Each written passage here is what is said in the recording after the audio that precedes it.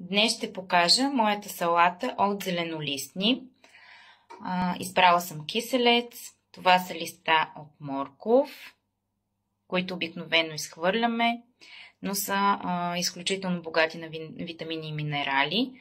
Магданоз, заедно с дръжките, разбира се, лимон за овкусяване, ленено семе за поръсване, както и есенциални масни киселини, незаменимите есенциални масни киселини или омега 3, 6 и 9, като може да използвате и течно злато, което е с вкус на портокал, така че отново ще се върже много добре с нашата салата.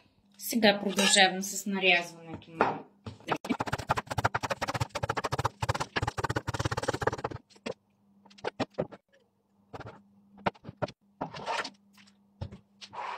продължавам с лимона, лимон на вкус, есенциални масни киселини,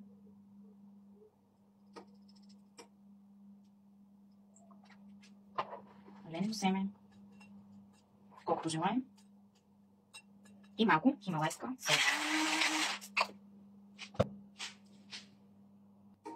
Ето това е нашата зеленолистна салата.